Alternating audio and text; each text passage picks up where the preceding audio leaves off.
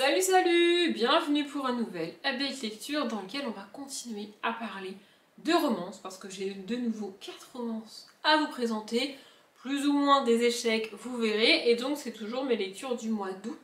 Je ne sais pas si d'ici la fin du mois j'arriverai à commencer à vous parler des lectures que j'ai fait au mois de septembre. Je ne sais pas, à l'heure où je parle, je ne sais pas. Mais d'un côté j'espère parce que ça voudrait dire que j'aurais un petit peu commencé à rattraper mon retard réellement. Mais d'un autre côté, ça voudrait aussi dire que j'ai pas lu grand chose sur la fin du mois d'août. Donc je sais pas trop. Bref, on verra.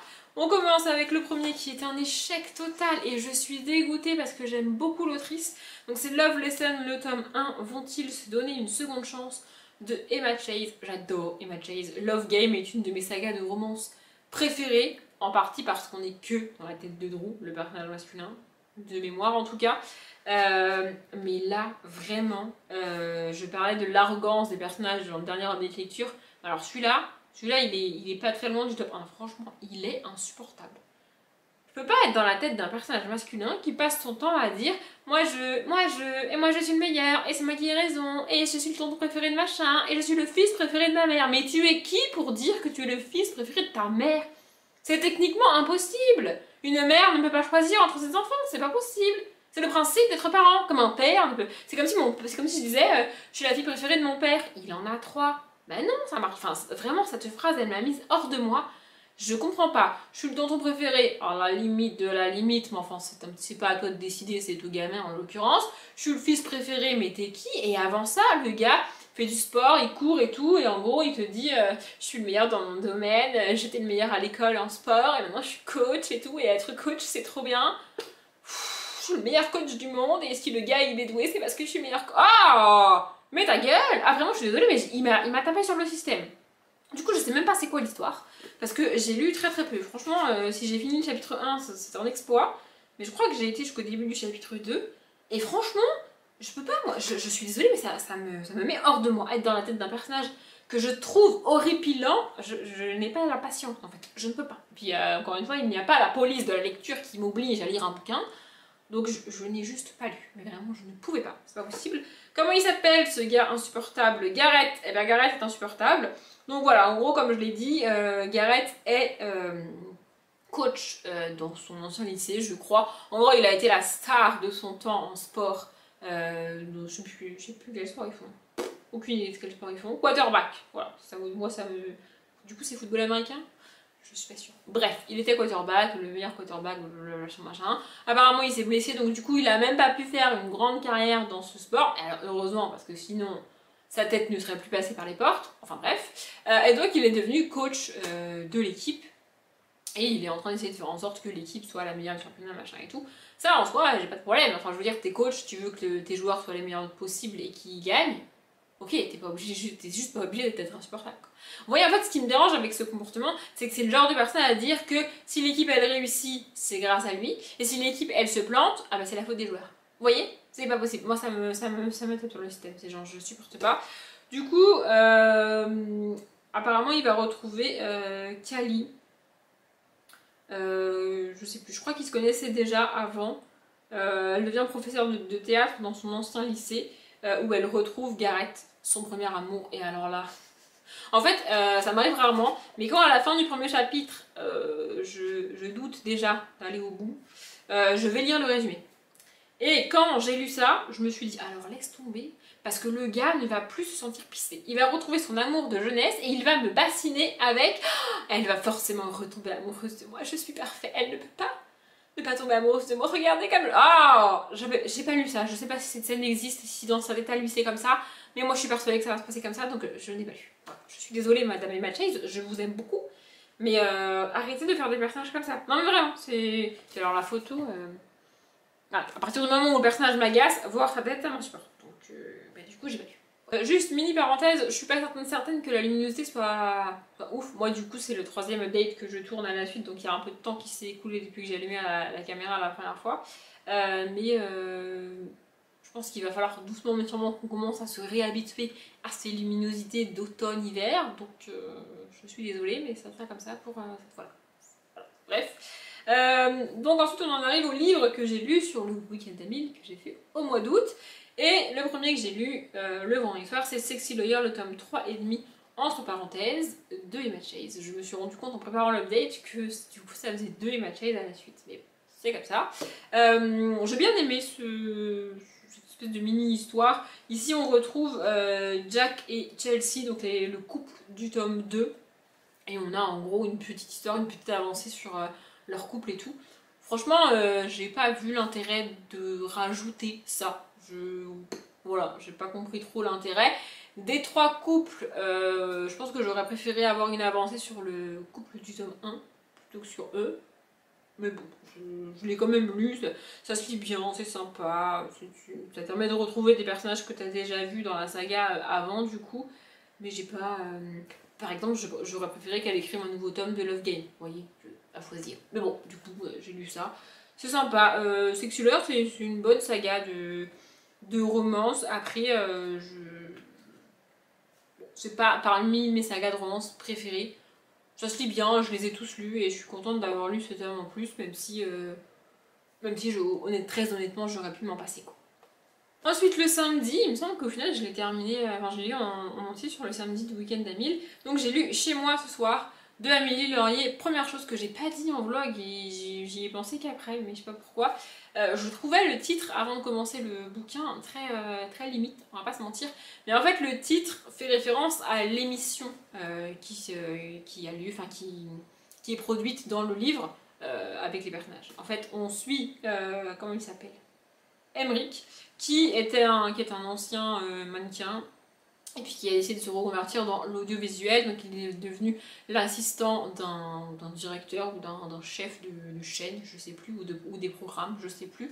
En gros d'une personne assez haut placée dans une entreprise de production et sur une chaîne de production. Donc il a été son assistant pendant plusieurs mois, peut-être plusieurs années, je ne sais pas.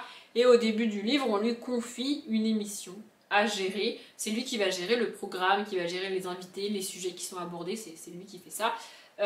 Et en parallèle, on suit donc le personnage féminin qui s'appelle Pénélope et qui est la styliste de l'émission. Et donc chez moi ce soir, en fait, l'émission s'appelle Chez Odessa ce soir. Donc Odessa c'est le nom de la présentatrice qui n'a rien qui n'est pas dans la romance, quoi, mais bref. Voilà, du coup, avec l'explication, je trouve le titre un peu moins kitsch. Vous voyez? Bref, parenthèse fermée. Donc voilà, on suit Emmerich et Pénélope.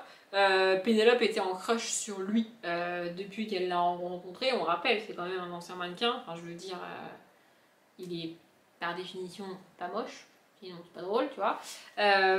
Et lui ne l'avait pas remarqué parce que, d'une part parce qu'elle n'est pas son style, et d'autre part parce que la seule fois qu'il l'a rencontré, c'est au tout début quand on lui a présenté tout le monde.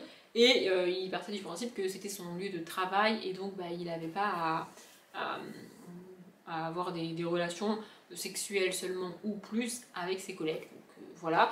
Mais là du coup ils vont se rapprocher puisqu'elle est la styliste de l'émission qu'il va diriger.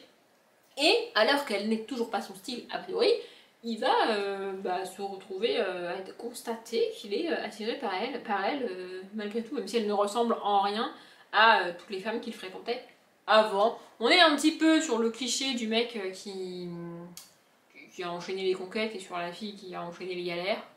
Mais ça se fait très bien. Vraiment, j'ai vraiment beaucoup aimé. J'ai trouvé ça très cool. On a une alternance des points de vue, il me semble. C'est ça, on a une alternance des points de vue vraiment chapitre par chapitre. Et j'ai trouvé ça très cool. Le personnage féminin ne se laisse pas faire, entre guillemets. C'est-à-dire qu'elle n'est pas, fangirl de lui en mode il est trop beau, il me plaît et tout, blablabla. Et du coup, prête à littéralement tout pour lui plaire. Non, elle va rester elle-même et lui plaire presque malgré elle, mais sans cette volonté de caler son comportement sur ce qu'elle croit qu'il va lui plaire. Vous voyez, elle ne va pas se perdre, tout ça, c'était quand même assez cool. Et voilà, je trouvais ça très cool. J'ai trouvé la fin un petit peu rapide parce qu'à la fin il y a toute une histoire avec un autre personnage qui fout la merde et tout. Et la fin est quand même assez rapide, mais globalement j'ai trouvé ça sympa. Faudra que je me renseigne sur ce que fait Amélie Laurier et sur... peut-être que je recommanderais la box romance parce que du coup c'est dans la box romance que j'ai eu ce livre-là. Donc c'est chez Évidence Édition.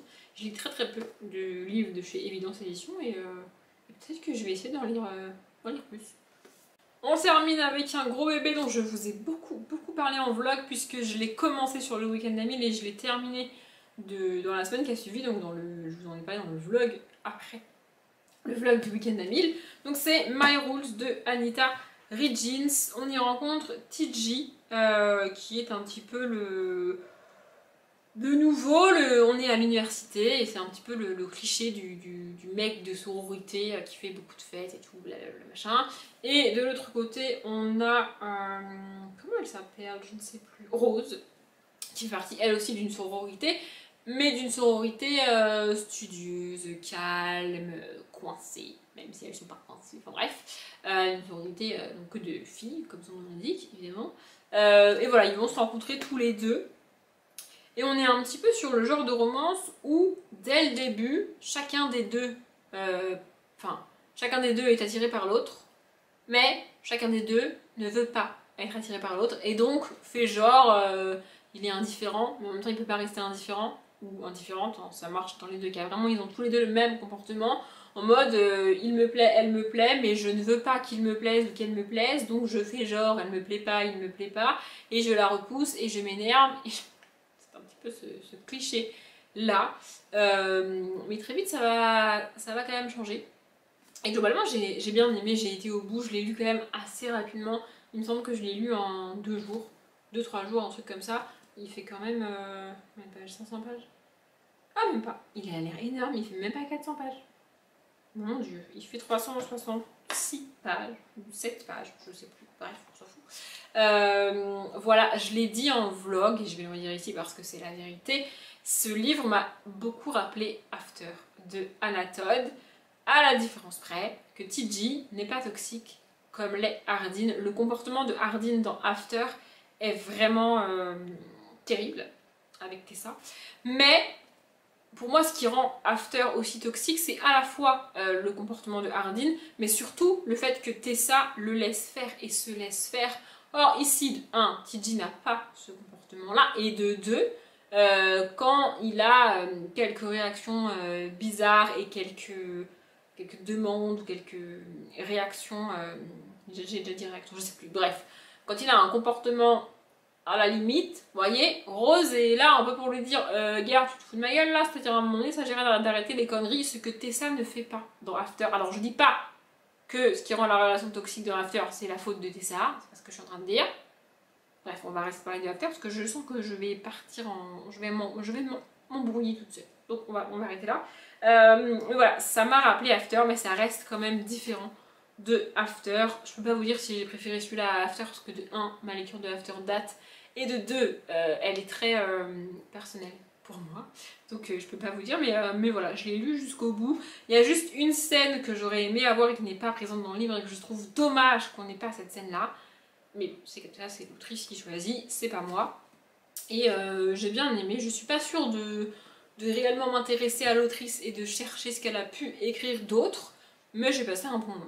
Pour tout vous dire, étant donné que c'est la 3e vidéo que je tourne à la suite, il y a de fortes chances pour que vous n'ayez quasiment plus de batterie et que vous vous coupiez dans quelques minutes à peine. Donc je vais m'arrêter là, j'espère que la vidéo vous a plu. Comme d'habitude, je vous souhaite une bonne journée, un bon après-midi, un bon appétit ou une bonne nuit, et je vous dis à demain.